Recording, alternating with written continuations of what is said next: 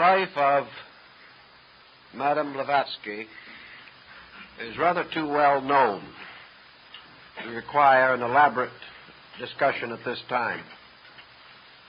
Rather, it seems more profitable to attempt to integrate her place in the descent of what might be termed esoteric philosophy in the West. For practical purposes,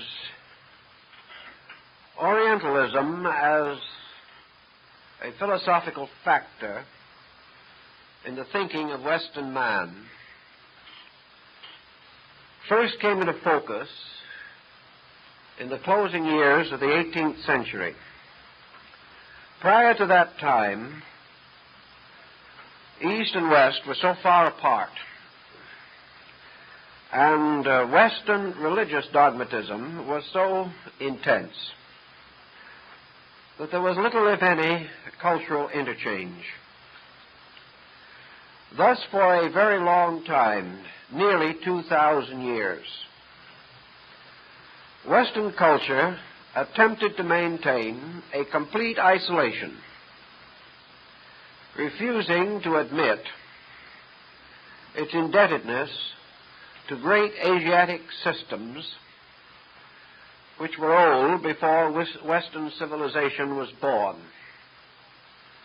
Colonel Robert Ingersoll remarked on one occasion that the Chinese were compiling great libraries, indexing them, classifying them, and researching in them, while Western European man was still mumbling the bones of animals in prehistoric caves. And this, perhaps slightly exaggerated, is not very far from the truth.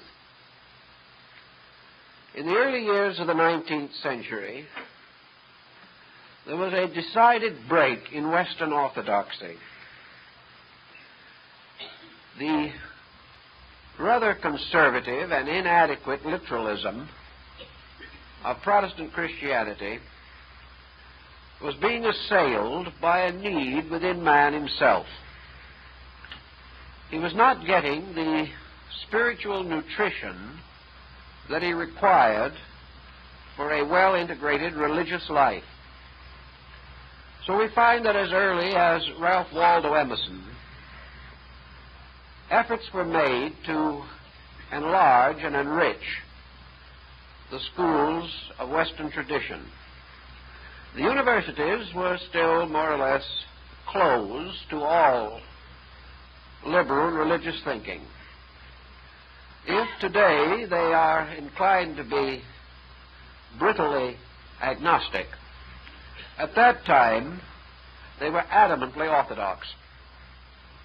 Nearly all chairs of philosophy were occupied by doctors of divinity, and what has been called the school of Scottish metaphysicians dominated the educational world. There were no breaks as yet in favor of liberalism in higher education. But individuals like Emerson began to recognize that beyond the sea, on the other side of the world, some interesting thoughts had come to the world. The great scriptures had been written, wonderful classics had been compiled, great teachers had arisen, and that a rich legacy of spiritual tradition was completely locked from us simply by the narrowness of our own thinking. As a result of some moderate reading in not too substantial authorities, Emerson was able to sense some of the grandeur of Eastern thinking, and he has revealed this to us through his essays on the Oversoul and his essay on compensation. He knew the Bhagavad Gita, one of the greatest mystical books of Asia. He was aware that in this distant area, there was a deep, quiet, calm wisdom, which might be rather practical and useful in the confusion of the Western world. In any event, let us realize that between about 1825 and 1850, there was a broad rise of mysticism and esotericism and transcendentalism in the eastern part of the United States. And as the time went on, that happened which almost always happens under such conditions. There was an almost frantic searching for more of this unusual information. The result was more or less pathetic. The necessary texts were not available.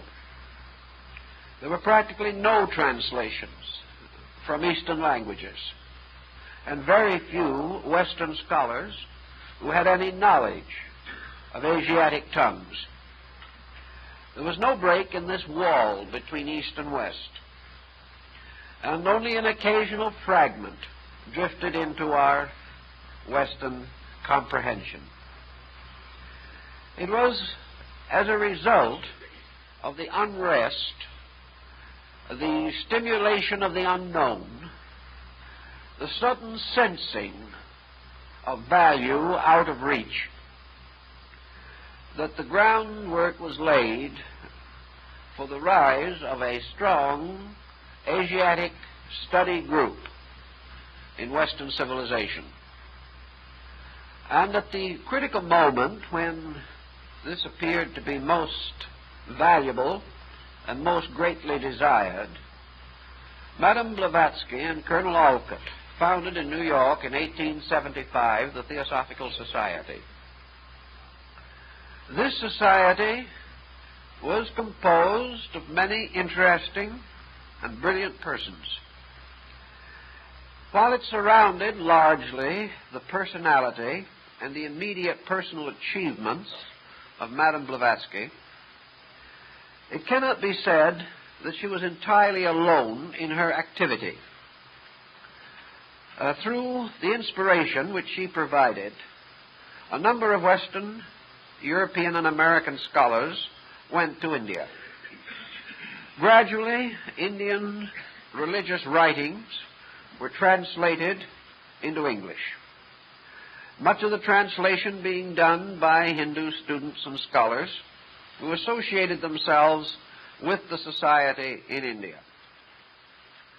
Little by little, a bridge was built, a bridge which perhaps made possible the later visit to this country of one of the first bona fide Oriental scholars, the Swami Vivekananda. Not only was this Oriental subject unknown, but like many unknown things, it was subject to a great deal of animosity and persecution. We had not yet reached that point in international thinking in which we could be fair about the opinions, beliefs, and convictions of other peoples. And even today, if a poll were taken, I think it would be safe to say that the majority of Western persons, the Buddhists, Brahmins, Confucianists, Taoists, are still regarded as heathens. This situation has improved, but not entirely has it been corrected in public thinking. We have really no solid foundation for religious inter-understanding even at the present time. The Orientalist in the Western world is still regarded with certain suspicion, but a more liberal attitude on the theory of religion has brought with it a measure of tolerance, but not a measure of acceptance. I have recently examined a number of brochures and pieces of publicity that have come through our office, and many of them still contain words, or at least implications, that all these foreign beliefs are heresies, that they are the works of the devil, set up to interfere with the development of literal Christian orthodoxy. Of course, in the time Madame Blavatsky, the situation was still worse, although undoubtedly it was considerably improved over an earlier time in which all liberals were cheerfully burned at the stake. It had reached a point where they were merely scandalized and insulted. The original work of H.P. Blavatsky stands more or less unique even within the field of related literature. And as the result of the years which have passed since 1888, when the volumes were first published, we are aware that her own peculiar and particular insight still makes these works unique, remarkable, and valuable. Madame Blavatsky herself was the first to admit that the books which she wrote would prove highly controversial. She frankly acknowledges that the type of proof which the scientific world requires simply was not available. Also, that there was little to be gained by attempting to imply an authority, that it was wiser that the books should be accepted as the works of an individual, that they represented a very careful study of a vast area of ancient tradition, the landmarks not available to the average student, those that are accessible, difficult to find, and that the only possible way in which the material could be verified would be for another person to go through exactly the same procedure that she went through. Needless to say, no such person has arisen since her time. And therefore, from the scientific standpoint, the secret doctrine still remains an enigma. It is a mystery. Yet in the course of years, a great deal has been done to clarify that mystery. Many of the remarks which she made at that time, which were highly controversial, are now generally accepted. Many of the findings which she reported and which amazed her contemporaries now belong to our common knowledge. Thus, perhaps the only answer to a riddle of this kind is time itself, which justifies and validates that which is true. And most of the work of subsequent Oriental scholars has to a great degree supported her findings, not in every instance, but in the majority of cases. Therefore, perhaps, if we go back to 1888, at a time when things were not nearly so liberal or progressive or well organized in knowledge as they seem to be today, we can appreciate the position which she took and the courage which it required to stand out against the rising force of scientific materialism as well as religious orthodoxy. So I'd like to just read a few lines from the original preface of The Secret Doctrine to point out some of the elements with which she was primarily concerned. The aim of this work may be thus stated: to show that nature is not a fortuitous concurrence of atoms, and to assign to man his rightful place in the scheme of the universe, to rescue from degradation the archaic truths which are the basis of all religions, and to uncover to some extent the fundamental unity from which they all spring. Finally, to show that the occult side of nature has never been approached by the science of modern civilization.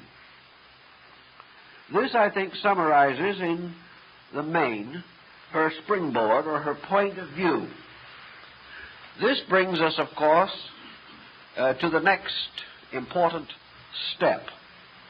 Having come to such a conclusion, what would it be natural to do about it? Believing this to be true, accepting it as a conviction, it is then necessary to build a strong testimony in favor of the concept that has been advanced. This is perfectly proper literary and scholastic procedure. It is the same premise upon which a thesis must be written. It is that having accepted or established a point of view, it is necessary to defend that point of view skillfully, reasonably, and adequately. And in the defense of a point of view from the standpoint of a thesis, the requirement always is adequate documentation, adequate reference to recognized authority, adequate research in various highly specialized fields, and usually a prerequisite is intimate contact with sources of basic information. A thesis is not prepared merely to summarize knowledge. It must in every case advance some new conviction. It must in every case contribute something to that which is already known. It cannot be merely what you might term a rehash. In order to meet these requirements, therefore, Madame Blavatsky was not required, and would not be required by a modern university today, to prove beyond question every point that she makes. She is required, however, to prove beyond reasonable doubt that her basic assumption is well taken. It was her responsibility then, as a writer of a serious scholastic work, to justify through her own research certain fundamental positions which she held, and to provide an adequate bibliography, an adequate annotated reference frame for her work. Madame Blavatsky did this perhaps more adequately than most highly respected scientific writers. And I think it would be safe to say that today, if this paper was submitted, this work was submitted as a thesis in a major university, it would be accepted. This does not mean that it would be approved as to content. But one point that has been highly controversial for many years in connection with the secret doctrine is no longer valid, namely that the work is not adequately presented. It is adequately presented, according to every rule now in force governing such matters. By being adequately presented in this case, it means that the book itself reveals not only thorough scholarship, but by quotation, particularly from sacred writings or from early commentaries thereon, it shows that the premise is justified from the original authorities. Also, the work indicates a large enough personal acquaintance with the areas of thought involved to satisfy even a most critical committee selected to pass upon such a work. Thus, we are in the presence of a work which, though it may be open to intense controversy, is not open to any criticism so far as the methodology of its presentation is concerned. Now, how did Madame Blavatsky come into contact with the information by which this work, these volumes, were made possible? Here we come into a highly controversial area, an area for which at the present time there is no final scientific point of view. She insists, and wrote and stated clearly, that the knowledge which she presented It was set forth on the premise or foundation that she was the writer of a book, but not the author of it. She disclaimed, however, any psychic mystery in connection with the work. She simply held it to be a fact, to be accepted or rejected by the reader according to his own convictions, that the original material was communicated to her by advanced teachers, by leaders in the esoteric system of Asiatic knowledge. In other words, that this information came directly from initiated members of the secret schools of Eastern philosophy. Now here, of course, we come into a problem that even yet has not been solved to everyone's satisfaction. As yet, it has not been possible to so clearly and definitely identify these teachers that no question whatsoever as to their identity or their existence remains. These teachers were not generally known. They were not generally available to scholars. They did not act as exchange professors in any university. They taught in their own ancient Eastern way. And there is no question on the part of Madame Blavatsky that these teachers were real, that they communicated with her, that they taught her, that she regarded herself as their messenger or representative, and that through their assistance the writings of the Secret Doctrine and other esoteric papers of the Theosophical Society were made possible. In her own descriptions of her life and travels, she is very clear on this particular point. Others have followed in her way. Others have attempted to follow the same path and course that she followed. For the most part, however, these later travelers have not been able to confirm the stories which she told. For a long time it was denied that Madame Blavatsky was ever in Tibet, and she is still not upon the official lists of those known to have reached this country at that time. There is, however, very little doubt that she really was there, inasmuch as some years ago there was published an autographed letter signed by the Panchen Lama of Tashi-Lampu, the second most powerful religious leader in Tibet, to the effect that she had actually been at the monastery of Tashi-Lampu and studied there under his predecessor. This sort of settled this question, which was one of the large questions. Many will still say that the word of the Panchen Lama might be questioned.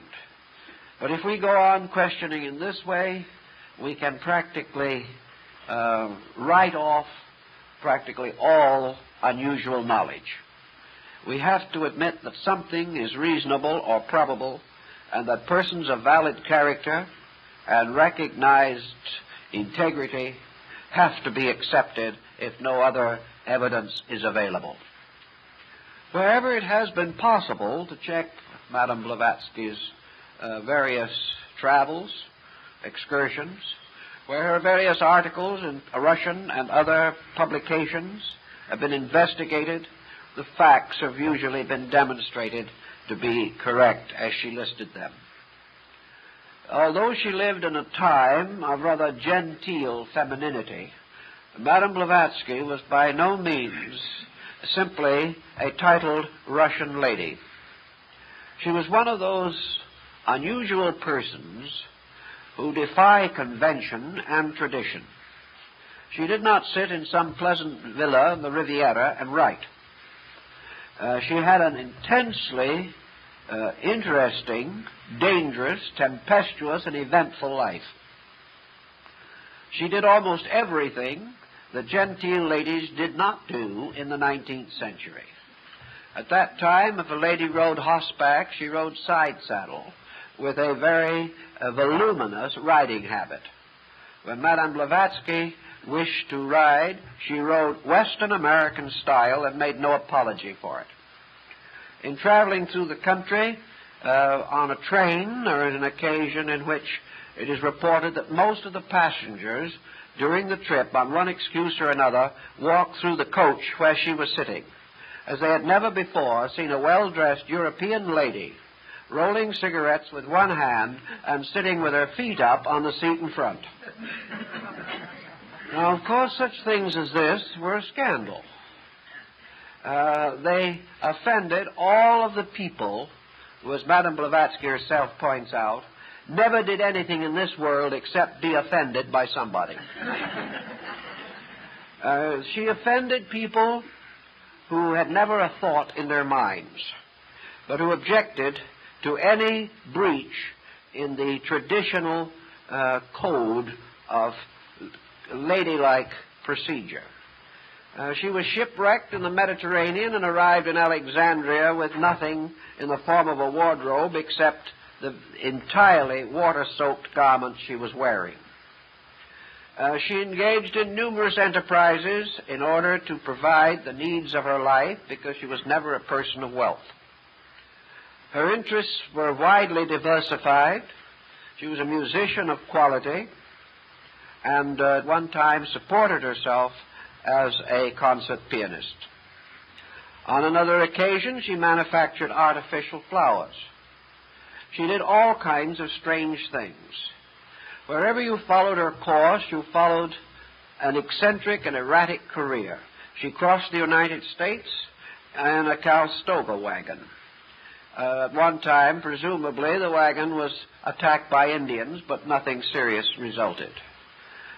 She lived for a time in Santa Fe, New Mexico, and the house where she lives is still pointed out, and there is just that touch which was typically her, a large live tree growing up through the middle of the floor of the living room. This we would have expected. It was quite common. She turned up in mining towns in Northern California, and a little later appeared down in Central America at a time when no one knows how she got there. Naturally, she spent considerable time in Asia. She traveled extensively in the most difficult regions of the Far East. In years when such travel, even by European men, was almost unknown.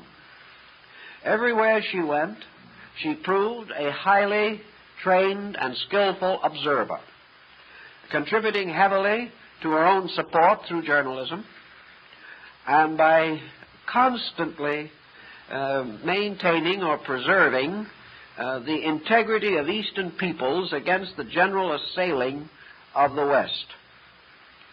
In the course of the years, she made a number of very staunch and influential friends, one of whom was Colonel Alcott, who at one time was specially appointed by the President of the United States for a delicate diplomatic mission. It might be interesting to know that even after all these years, the issues around the founding of the Theosophical Society have never completely quieted down. I received word not long ago that in Ceylon this year, a special national holiday is being celebrated not by members of any group, but by the whole population of the island of Ceylon to commemorate the work done in cause of education by Colonel Alcott. The entire festival is very largely in appreciation of the early work of theosophy in East-West understanding in Ceylon. So the work went on in its own way. This interesting and remarkable person, everywhere searching for unusual knowledge, and with this point of view, everywhere discovering facts and ideas that had generally been overlooked. To understand the secret doctrine is a very large order. It has to be read many, many times.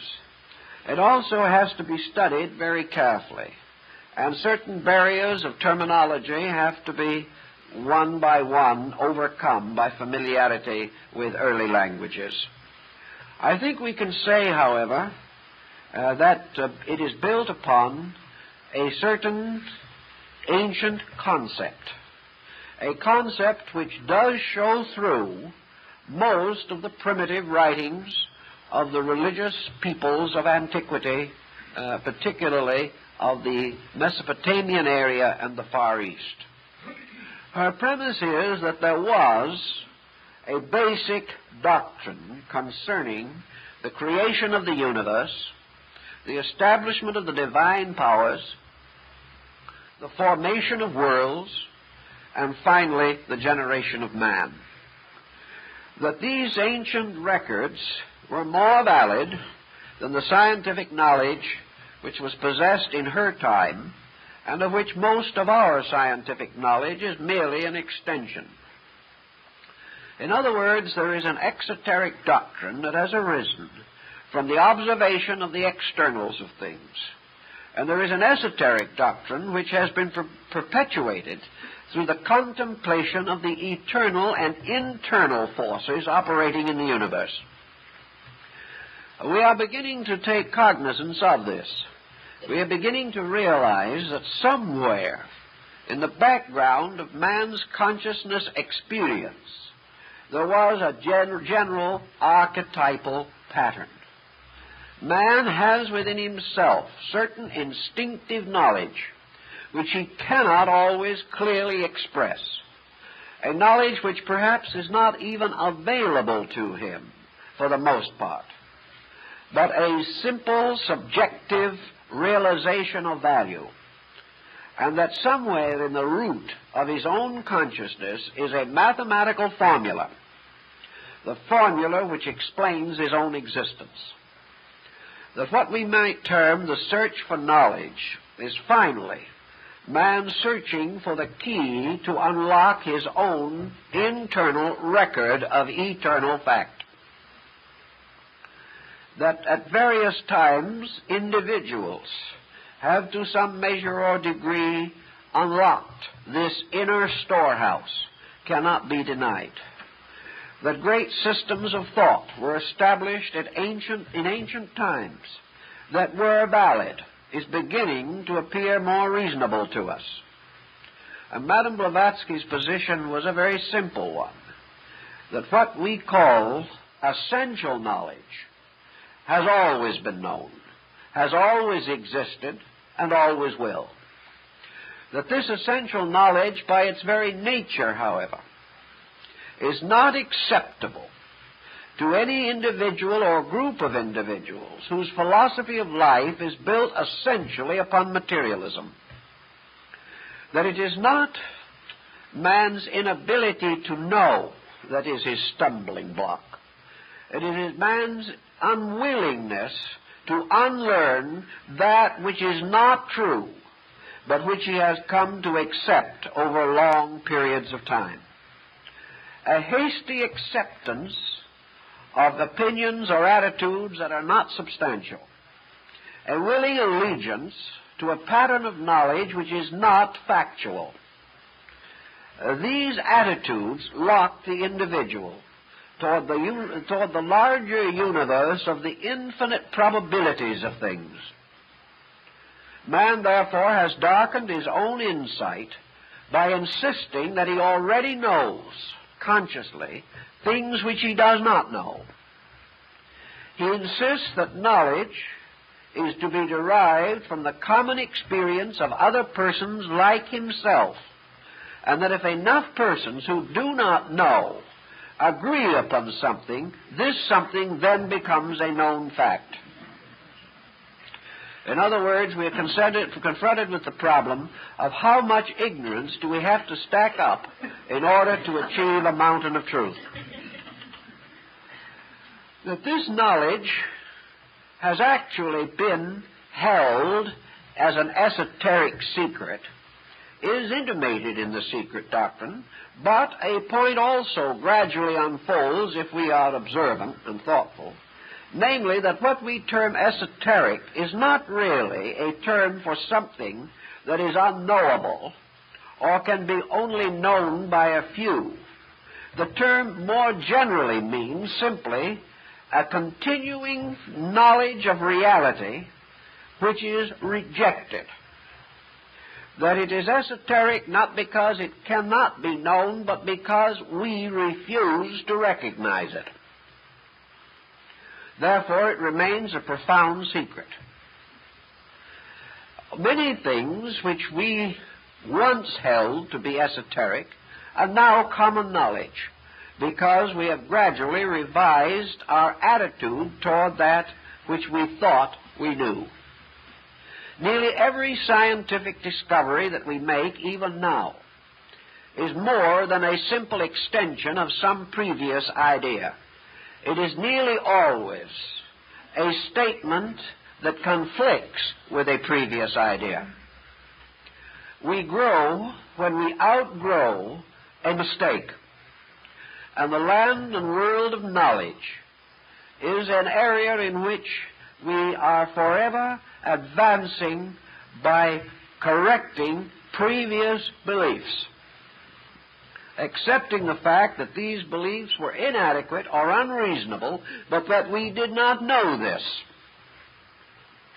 To hold on to an idea that is inadequate after we know that it is inadequate is no longer devotion, it is just plain stupidity. We are still locked, therefore, in the primary dilemma of the secret doctrine, namely the belief that all knowledge must be attained by one slow, plodding, miserable, inconsistent technique. That we must gradually know or learn through forever setting up research projects of a particular kind or nature. That we must learn and know by pounding upon the outside and surfaces of things, rather than to recognize that while research projects are useful and very helpful, their success is determined largely by the point of view upon which they are built. A research project which says at the beginning that it can only advance according to rules already generally accepted, and that it must come to no conclusions inconsistent with present knowledge, might as well fold up its tents like the Arabs and sneak silently away. It is not going to achieve anything. So in the 19th century, where we had an orthodox theology on the one hand, locked in literalism in the jots and tittles of Holy Writ, whereas Bible students were far more concerned with the preservation of orthodoxies rather than the search for additional knowledge. And on the opposite side, scientists, rising under the tremendous impetus provided by Darwin and Huxley, were fighting to rescue the universe from a sickly mysticism. While this conflict was going on, no one was very much interested in the truth. Everybody thought they were. Everyone insisted that truth was his only purpose. But it was very much like the famous story of the dove of peace that was trampled to death in the peace meeting. There was really very little actual understanding or integrity beneath the search for larger knowledge. Many persons have tried to work out, either in harmony with or in conflict with Madame Blavatsky's own premises, just what the basis of her presentation of the Eastern tradition might be. Madame, on a number of occasions, admitted that personally, in her religious persuasion, she was very much inclined to Buddhism. But she clearly points out in the secret doctrine that the secret doctrine is not Buddhism. And on this ground, most Buddhist sects will concur. To many Buddhist groups, the secret doctrine is as mysterious as it is to Christendom. Yet there is obvious fact in the background of this which must cause us to suspect that, to a large measure at least, the presentation of the material follows certain development of Asiatic belief. Whatever might be Madame's essential allegiances, when in the presentation of her material, she gropes for terms or attempts to find fortuitous analogies. She most frequently turns either to Buddhism or Reformed Hinduism. We very seldom find her searching for her terms outside of this area. Also, her tendency is to bring other forms of knowledge, Chinese, Chaldean, Egyptian, Greek, into this pattern, drawing them toward this central focus. In this, there is an interesting and rather valid structure of doctrine which does arise from Buddhism. For it was taught from the very beginning that Gautama Buddha's essential teaching was divided into two broad schools. If we study the sutras or the sacred books of Buddhism, certainly those prior to the last great Reformation under Mahayana, we find that Buddha is a strict moralist. We find that he refuses, under any condition, to explore the abstractions of cosmogony.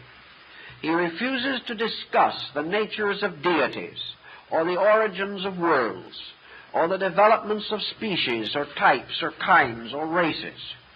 He declines entirely to expand any concept of the future state of man, other than such concept as relates to the final extinction of negative individuality in the Mahaparinirvanic state.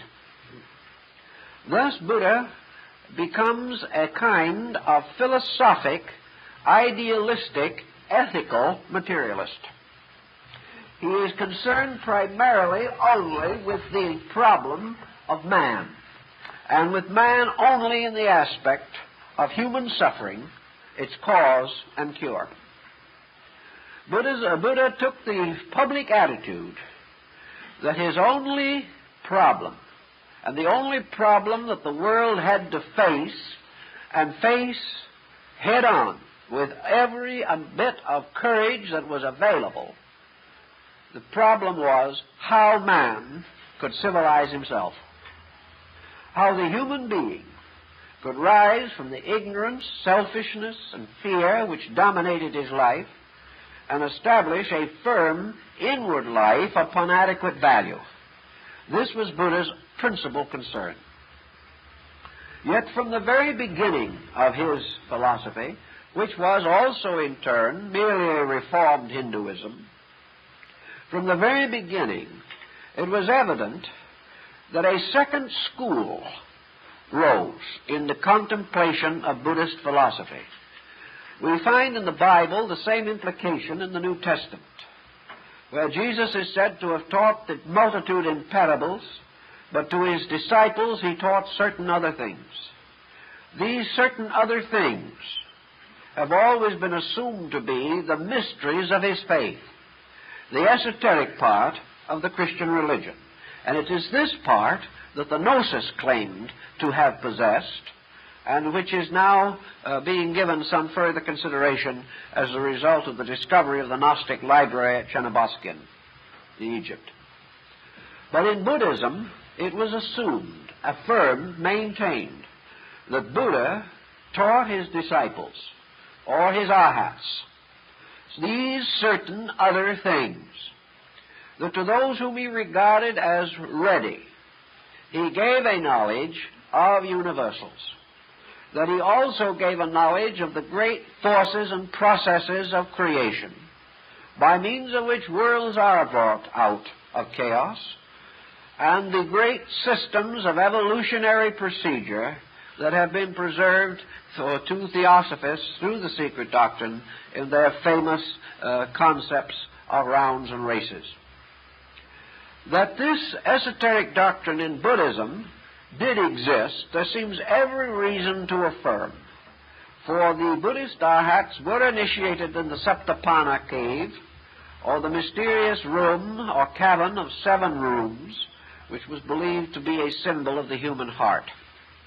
In any event, Buddhism is a living example of the point that Madame Blavatsky attempted and affirmed that she could prove, namely that there has been and is in the principal religions of the world a solid tradition that goes back thousands of years to the simple effect that religion is both an internal and an external mystery, that there has always been a secret or esoteric instruction, that this instruction is true, and that this instruction covers not only the religious world, but contains a full statement of the nature of the material universe, its laws and energies, and therefore covers the entire area normally assigned to science. That therefore there is not only a science of nature, but a science of human nature and a science of divine nature. That the so-called esoteric tradition is the one and ultimate science, the science of sciences, through an understanding of which all other mysteries are solved, and without which the individual plods desperately against areas of darkness or areas of chaos which he cannot organize with the faculties available to him as an ordinary person. The secret doctrine then goes on to point out another situation which has been a subject of controversy since the dawn of human thought, namely that the final solution to the mystery of knowledge lies in the disciplining and cultivating of a gamut of extrasensory perception, that the faculties that we presently possess are not adequate for our understanding of the causal universe, that although we may be able to extend our domain throughout the surface of nature, that we may be able to travel to other planets, that we may force our conquests into space itself, that man's present group of faculties limits him, binds him, holds him strictly to a certain condition of the universe which is called matter.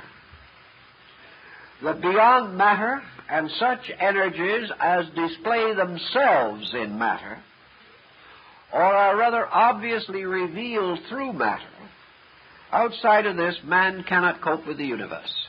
And when he copes with energies, even those that are revealed through matter, he can discover their appearances, their consequences, as the wind moving upon the surface of water can be noted from the fact that it moves the water, but the wind itself cannot be seen. In the same way, wherever we come upon the operation of energies in matter, we can see the consequences of the activity of energy, but we cannot see or estimate or fathom the mystery of that energy itself. A point in case, of course, is electricity. We know what it does, we do not know what it is. And even the greatest scientist today hesitates to attempt a formal definition of a commodity that is now used carelessly and easily throughout the world. We seem to possess it, but we do not possess any real knowledge of what it is. We seem to conquer the world, but having conquered it, we suddenly awaken and find that we have no understanding of what the world is. We have our own existence. We live and grow and suffer and die, but finally come to the conclusion that we do not know even our own identity.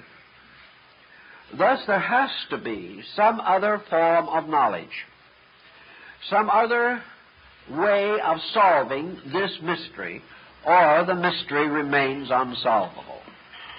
Science is inclined to take the attitude, or was until very recently, that the mystery simply is unsolvable, that it cannot be attained, that there is no actual answer, and that what we call discovery is a groping towards the unknown, with the hope, with the optimistic conviction that in the course of some immeasurable span of time, we may discover that which we presently seek, but that there is no reason to suppose that we are going to hasten towards the knowledge of infinites, that this knowledge is simply beyond the capacity of man's finite faculties. On the basis of the esoteric tradition, Madame Blavatsky affirms that the answer lies in the cultivation of faculties latent in man, that these faculties have always been known, that arts and sciences for their cultivation have always been known, but that the secrets of these arts or mysteries have not been generally communicated, for the reason that they constitute not only the most advanced possible form of knowledge, but in a measure the most dangerous of all forms of knowledge, for they bestow upon the possessor of them all of the power and authority and influence which absolute knowledge can confer. And that in order that such knowledge should be made available, it is first necessary that the aspirant to such knowledge should demonstrate conclusively that they are beyond and above the abuse of what they know. This was the burden of the Greek mysteries, and Madame Blavatsky does not hesitate to point this out. This also, in its restoration, as the Platonic philosophy of England in the 19th century, was restated by Thomas Taylor, the one translator of the Greeks who really had insight into the meaning of these ancient rites and ceremonies. But Madame Blavatsky, studying among the American Indians, observing the ruined monuments and symbols of Central America, wandering in the Gobi Desert of Mongolia, studying in the great palace at Tashilampu, talking and discoursing with the most learned yogins and Vedantic students of India, traveling everywhere, in the Muslim world, in the Christian world, in the Buddhist world, and in the Brahmin world, was convinced that she had discovered clearly the landmarks of this esoteric discipline of life, by means of which man alone can come to the apperception of truth. Madame Blavatsky also realized that there is further proof of the availability of this extrasensory band in man's consciousness.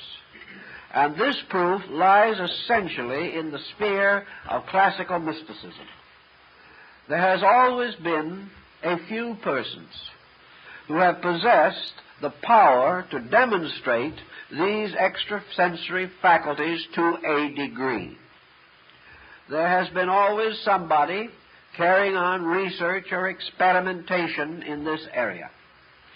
There has also always existed in the world a group of people who, by the peculiar validity of their mystical dedications to truth, were able to break through the veil that the mind of the scholar could not penetrate.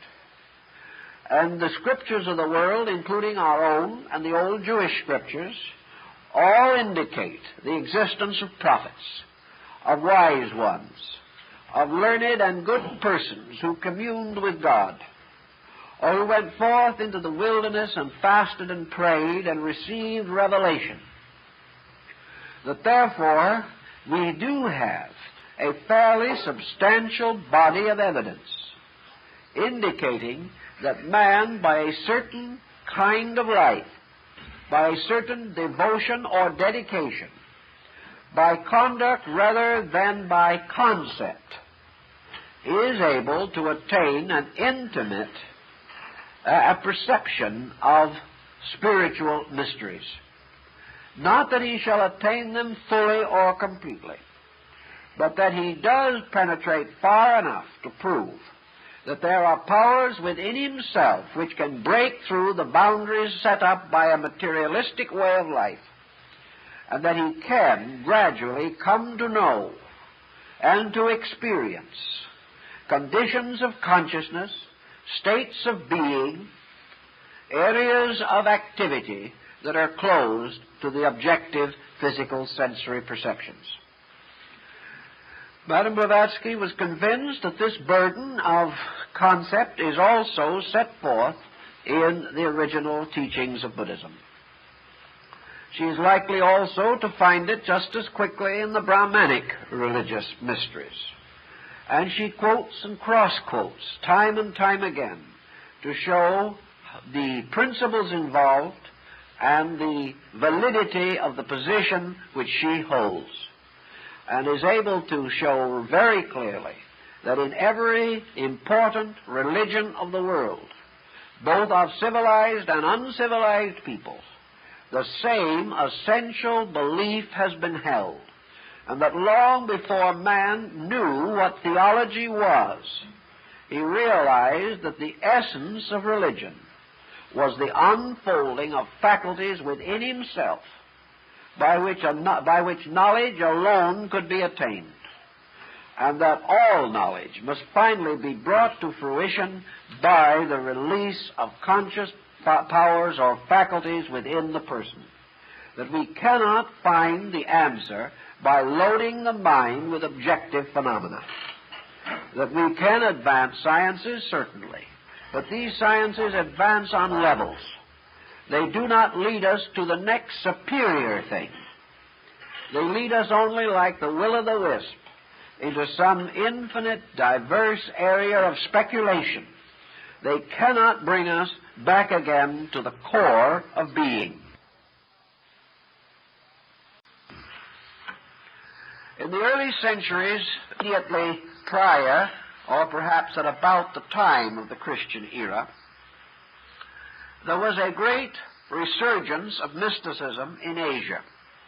And this revival centered largely around what we term today Mahayana Buddhism. By this revival, the entire doctrine of Buddha was opened up from within itself, as though a great bud of light suddenly expanded. Prior to that time, the external parts of the flower only were visible. But suddenly, it seemed that the internal heart was made obvious to the believer. A great system of Buddhistic metaphysics was loosed in Asia, a system which was intended to revive and restore that part of the instruction of Buddha which was given privately to his arhats. We know that there was a similar resurgence of mysticism in Islam, following a few centuries after the passing of the Prophet Muhammad. We know desperately and definitely that there was a powerful trend towards mysticism in Christianity, but that this expansion in the Christian faith was to a measure aborted, because the tendency of mysticism was blocked and frustrated by the rise of the Inquisition. As it was, however, some mysticism did break through, and we have evidence of it in the peculiar devotional life of certain early Christian saints.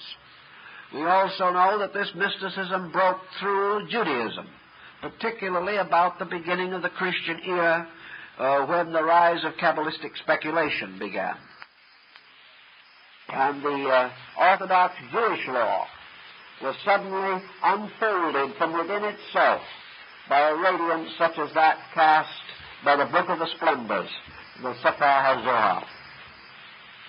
So in India, in China, in Burma, Ceylon, Japan, and Korea, these unfoldings were rather carefully noted.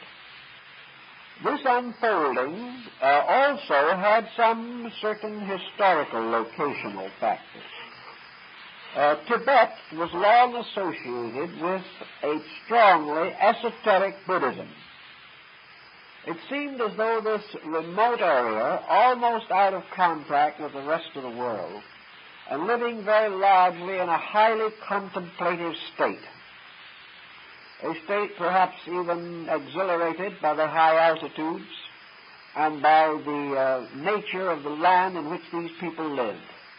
In any event, in the Buddhism of Tibet, or Lamism, there seemed to be a peculiar descent of this esoteric tradition, less veiled, less completely hidden than in the Buddhism of Ceylon or of Burma or of China. In these monasteries upon the high peaks of the Himalayas, mystics studied the ancient scriptures, wrote commentaries upon them, and also carefully preserved the books that had come into their possession when Buddhism in India was overrun by Hinduism and the Buddhist sects had to escape from the land of the beginning of their faith. These escaping arhats, or departing believers, took with them the ancient books, and many did move into the north area, escaping northward into the great mountain country, which was religiously held in the highest veneration by members of nearly all Eastern religions. And here in Tibet and in Nepal and Bhutan and in some other remote regions, libraries were built. The old works were protected. New copies were made of them. And very early and choice manuscripts were preserved as sacred objects, almost too precious even to be touched by human hands. Thus, it is, according to Madame Blavatsky, she was able to discover the primitive texts which were to be the basis of her commentaries on the great stanzas of meditation. Here were the archetypal records of the primitive belief of religious man in Asia. Here were statements probably in themselves rather crudely given, but causing themselves to be almost immediately clothed in the most magnificent thoughts of the person who was able to decode the ancient symbols. Madame Blavatsky describes how these actual manuscripts were, that they consisted principally of designs, figures, and emblems, each of which, however, became part of an important sacred text when it was possible for the consciousness of the reader to fill in that which was not only between the lines, but locked within the mysterious artistry of the originals.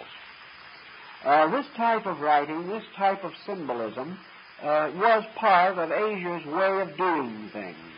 It has never greatly altered, and in most of the libraries and museums of India and Burma today, similar writings can be seen. I've seen many magnificent scrolls and rolls in the libraries of Rajputana and other areas of central India, in which these same ancient truths are handed down from generation to generation, almost unread, seldom considered, but carefully preserved for some better time that lies ahead.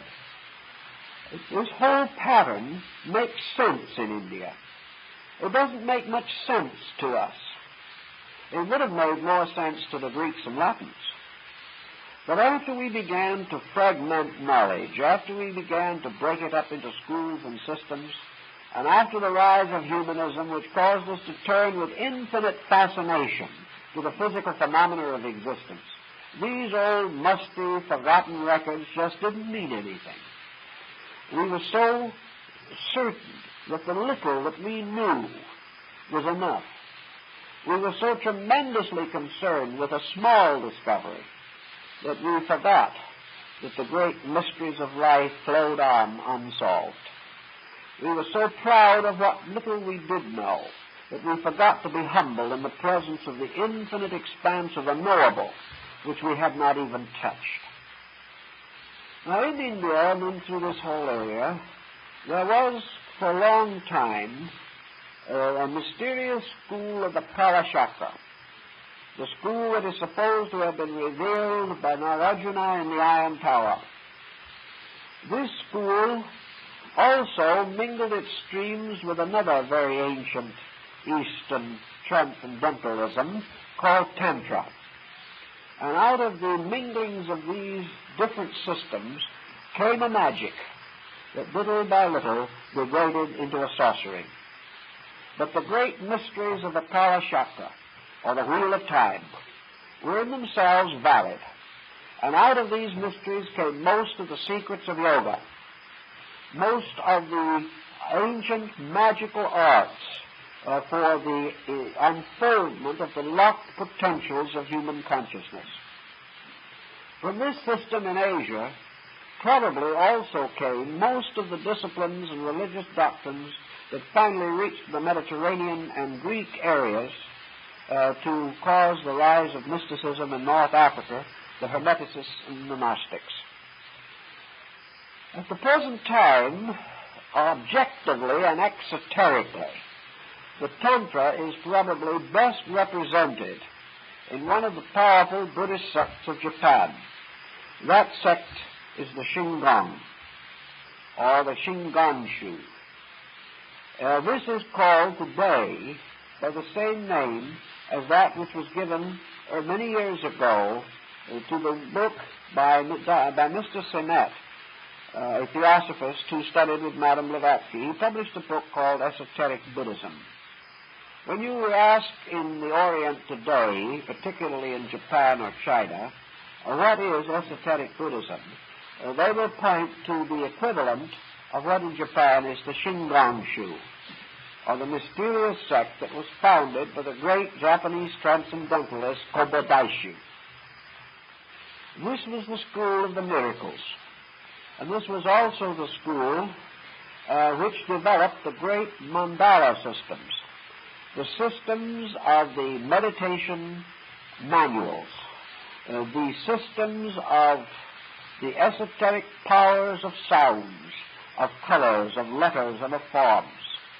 The Shingon, therefore, while it is no longer a pure example of trans-Himalayan mysticism, it certainly is one of the surviving monuments to the existence of a great secret art in Asia. The art, the mysterious science of the unfoldment of the powers in man by which he can know. Now, Madame Blavatsky, in her own writings, except in the case of the esoteric instructions to her disciples and personal students, does not go too greatly or too deeply into what we would term today the Shingon-shu or the Zen-shu systems of thought. She was undoubtedly aware of them, but to her the very probability of communicating them would likely result in a further complex for the students and disciples.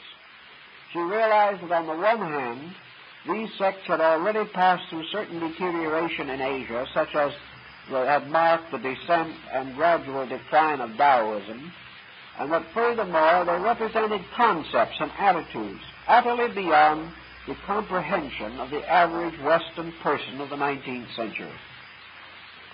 So she was content to point out that through the contemplation of the systems of the higher Tantra, it had been possible for the arhats, adepts, and lohams of the system to gradually restore the story of the universe and the story of man.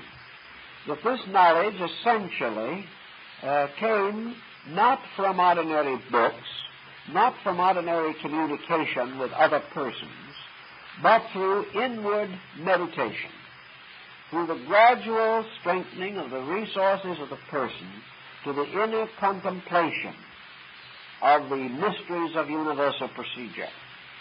If these disciplines were accurately followed, if the individual's interior faculties were properly opened, they were just as reliable in their own world as our ordinary sense perceptions are in the material world, and probably much more reliable. Very few people question what they see with their physical eyes. Nor is there any greater reason to question that which the individual can see if the eye of the Dhamma or the eye of the disciple is opened. Therefore, there is an eye which sees into the causes of things, just as surely as there are two eyes by means of which we see into the world of effects around us, these two eyes making possible a certain stereoscopic dimensionalism in the things we see. As the inner eye sees not in terms of dimension, but in terms of quality, it is not necessary that it be doubled. But just as surely As man sees with this single eye, his body is filled with light. So the eye of the disciple or the student, if it can be internally opened, reveals to him the universe of causes. The moment such a universal mystery is unfolded, it becomes obvious that he is in the presence of values, situations, and conditions which simply cannot be communicated. We have created a language which was essentially intended for the ordinary transactions of physical life. We had originally gone a little deeper because we had based our earlier concepts of language upon the remnants of old esoteric traditions. So through the classical world of thinking, we did develop a bilanguage system, or two languages, for the administration of our affairs. The Egyptians had their common language, and they also had a sacerdotal language and a language of emblemism for their priests. As Dr. Preston told me in the reading of Egyptian hieroglyphics, we are by no means certain that each glyph does not have two different meanings, and that one of these meanings concerns itself with a deeper aspect of Egyptian metaphysics. This is not yet certainly known, but it is quite probable that the Rosetta Stone was not the end of our search for the knowledge of the Egyptian language.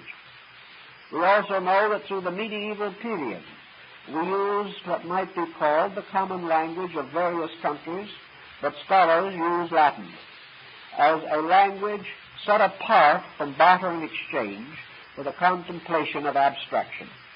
We have no equivalent of this today. True, we have a larger vocabulary, but this vocabulary has been built up almost entirely by the compounding of terms relating to physical phenomena. Therefore, nearly everyone working with abstract or creative, philosophical or religious problems has difficulties with wording. There is no way in which we can be even reasonably sure that we can convey an abstract idea by means of words from one person to another. Zen does not even attempt it, rather taking the attitude that all communication of essential knowledge must be by internal, superphysical faculties.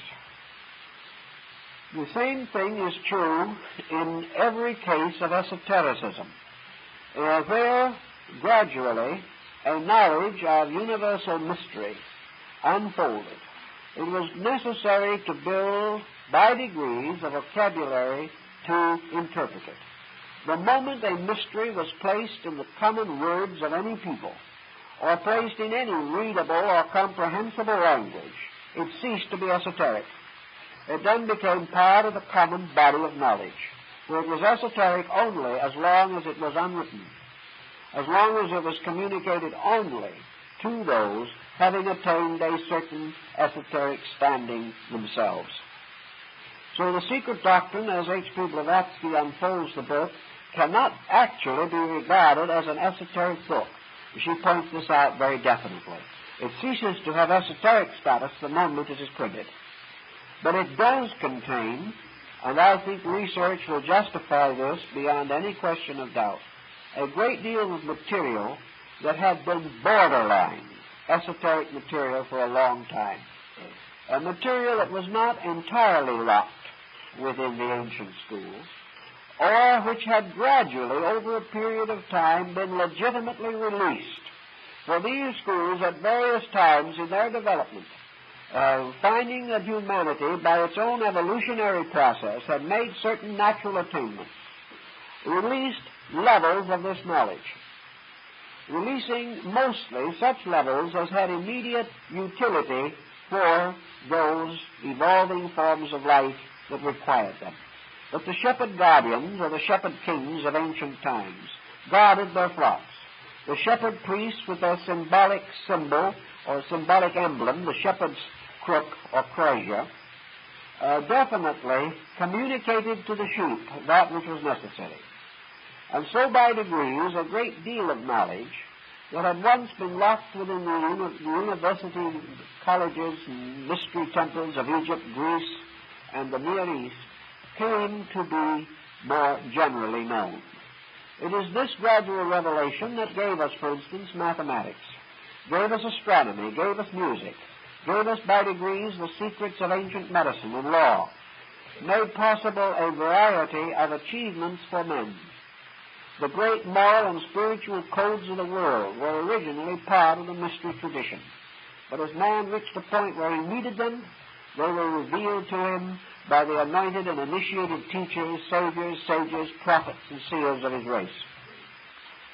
So man gradually gained a certain knowledge of these esoteric matters. According to Madame Blavatsky, the time came in the closing years of the 19th century when the tremendous advancement of material science, when a new kind of world coming into existence, built upon, unfortunately, an almost adamantine materialism, required certain further directives. That these directives meant that for those who had the insight, for those who had the natural inclination, for those who realized the importance of a better kind of knowledge, something had to be available. Man will never cry out to heaven for guidance sincerely without receiving guidance. Man never will be confused over knowledge if he is sincerely willing to accept ideas that are better than those of his time. But it is essential always that the gate of the sheepfold, as the temple of initiation was anciently called, should always be open. That there should always be more knowledge than man normally uses, so that in his emergency the individual can always find something better if he will seek where it is. To act, then, is a tremendous counterbalancing force, not for the majority, but for those who were dedicated to a higher concept of life. The adepts of the Eastern tradition resolved to make a revelation of knowledge, making it one of the most astute, interesting, and incomprehensible Zen-like ways that you can possibly imagine. And here is again where the secret doctrine has a very valuable psychological pattern to point out. It is always possible to assume that a great teacher, a great Mahatma, priest, a great initiate, could appear in the world in proper person with all necessary credentials and be able to prove his reality, his integrity, and his validity beyond question. It would be perfectly conceivable that such a person could arise, that this person could perform before any group of persons evidences of superphysical attainments, could reveal forms of knowledge and insight that simply could not be refuted. That in the presence of the greatest skeptics, this type of person could prove conclusively the reality of esoteric powers and faculties over material obscuration. It is conceivable that this could happen, that such an adept could raise the dead, could cause any phenomena that he wanted, could force extensions of consciousness upon the benighted minds of other people, that by degrees the authority, power, and dominion of such a person could be so absolute, and his power of self-protection so complete, that he might even theoretically become ruler of the world if he so desired. Nothing could oppose him, no secret could be kept from him, no resistance offered by others could touch him. Therefore, he would stand immovable. But this very circumstance in itself, did it occur, would be absolutely fatal to the entire development of the human being. Because man, by his own nature, by his own needs, must grow to certainty. And this growth must arise through a series of constant changings within himself. It would be 1,000 times more detrimental for anyone to meddle with the trial and error patterns of human procedure than it would be for a parent to attempt to dominate a child after that child is old enough to take care of himself. Every effort to help would end in hindrance. Every effort to control or direct would frustrate the natural growth of the person and force him into the bondage which must always exist, in which the weak is in slavery to the strong. Also, the most important point of all would be that the development of the human faculties, which must develop sequentially, would be disturbed if for any reason a sudden enlightenment struck the individual by whose nature such an enlightenment was not justified. Thus, every degree of knowledge, every degree of insight must be earned. All learning must arise from a yearning to know. It cannot rise from a dictatorial impression of knowledge, even if this knowledge is correct.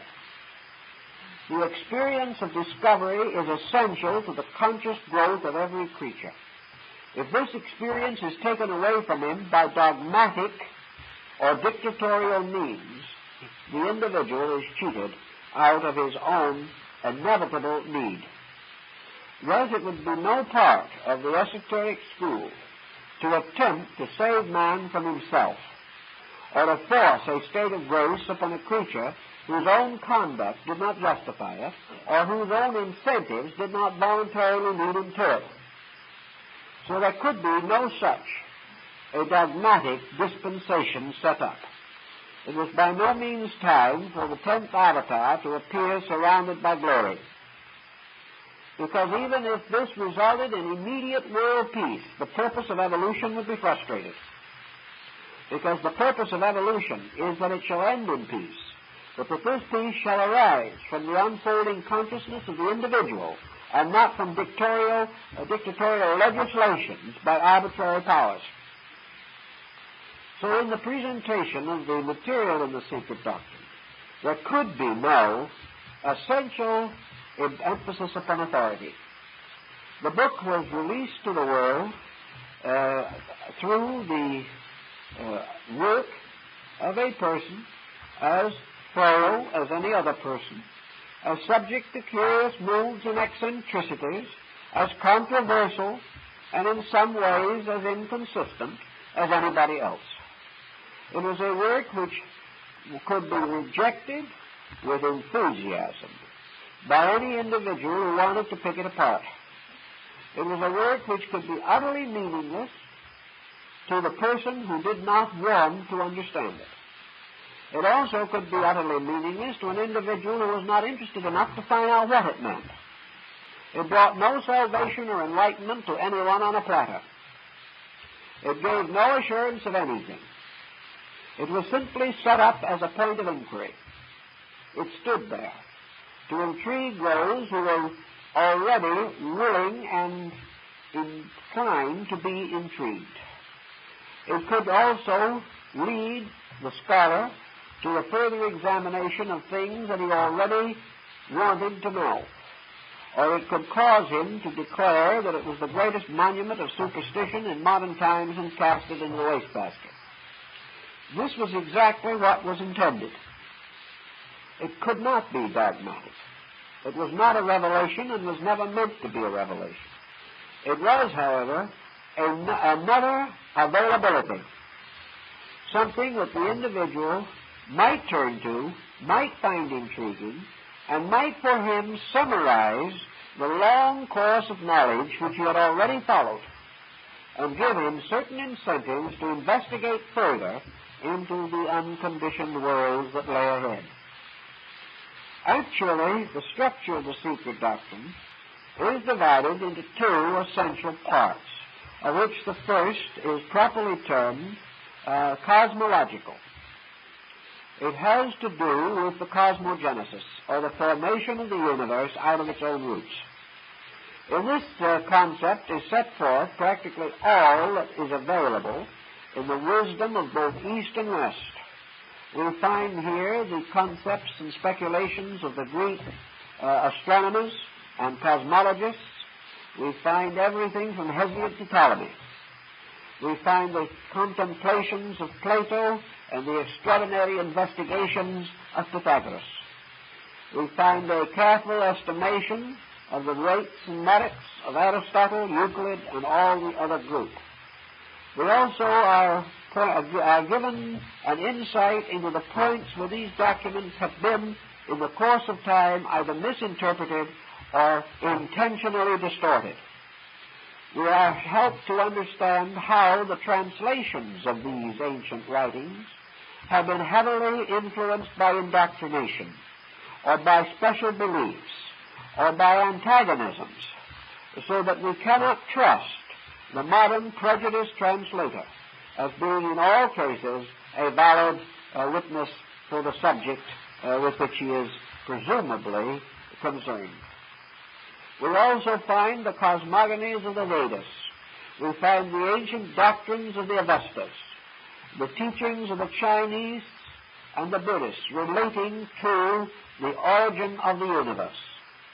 We are confronted with the problem which has always been the root of all cosmological uncertainty, namely the possibility of a creation emerging from the absence of itself.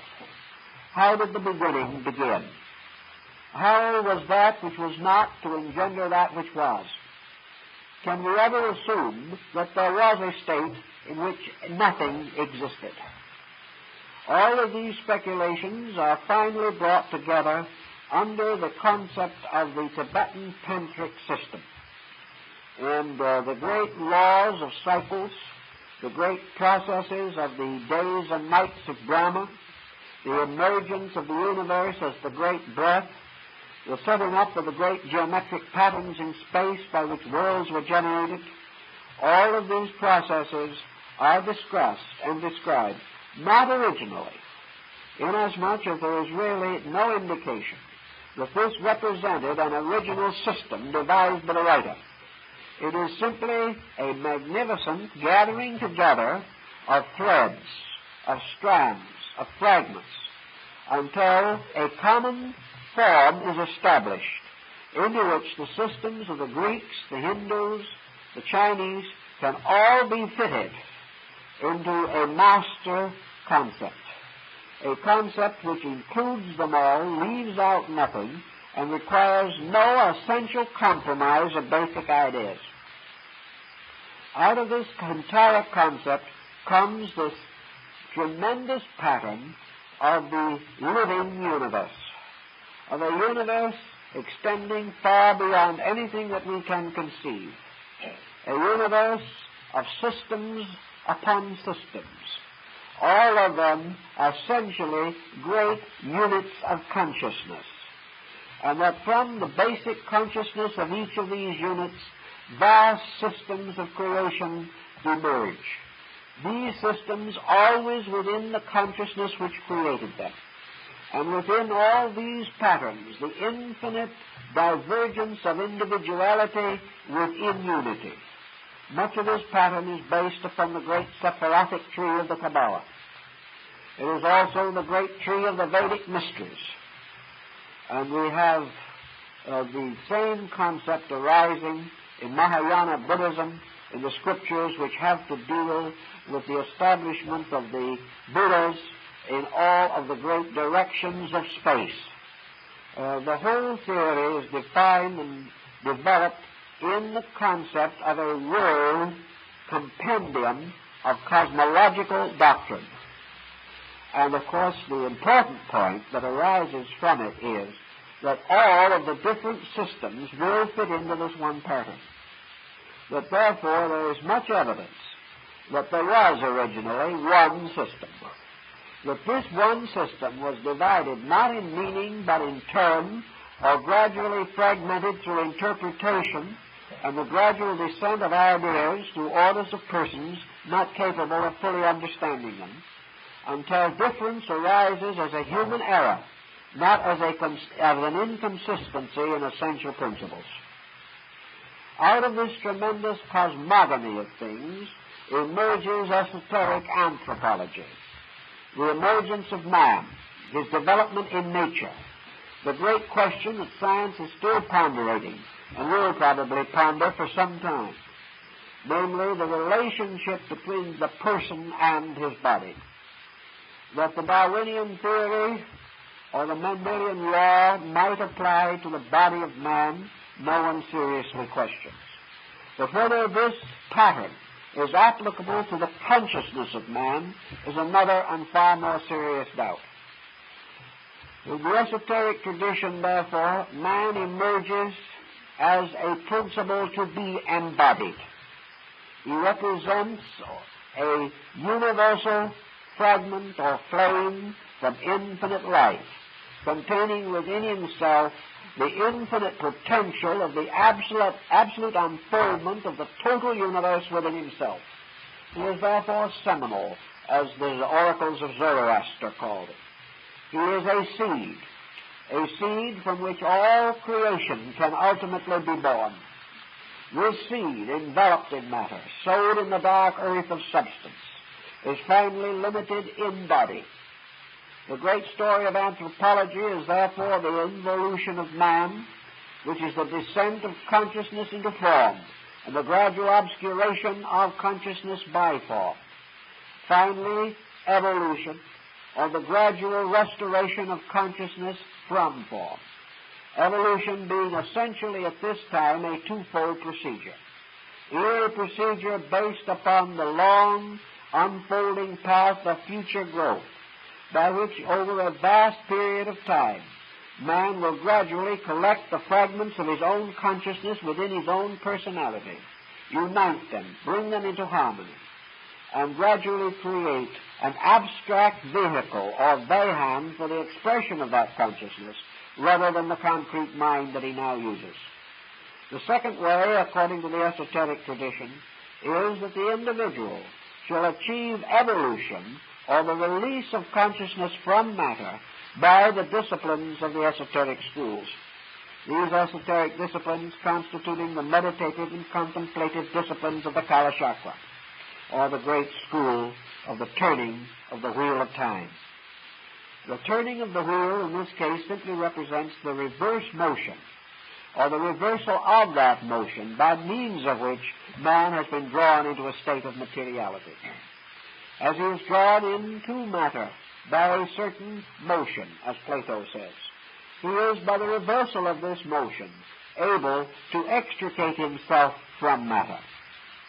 This discussion and the problems involved in it constitute the natural development of anthropology, which moves gradually from the consideration of man as the anthropos, or the being, the person, to the development of man as anthropos, son of anthropos, in the Gnostic system, namely the emergence of the psychic man, the man of mystery, the invisible man, the man of crystalline glass of ancient alchemy. Therefore, out of the mystery of matter rises the mystery of man as a psychic being.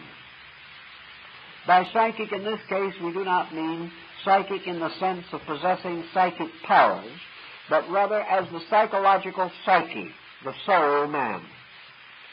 And the point of importance being that man will ultimately move his center of function, his center of awareness, or his center of polarization, from the physical focus to the psychic focus.